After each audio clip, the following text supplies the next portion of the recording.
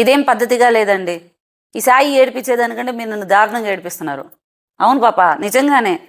పట్టు చీరలు తీస్తేనేమో కాటన్ అంటారు, కాటన్ తీస్తేనేమో ఆర్గన్జా అంటారు, ఇంకోటి తీస్తేనేమో 300 చీరలు కావాలంటారు.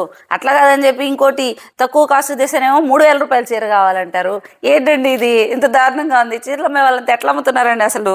ఇదిగో నేను కట్టుకున్న చీర అడిగారట మొన్న, ఒక సిల్క్ శారీస్ చూపిస్తే అందులో నేను కట్టుకున్న శారీ ఇదే సేమ్.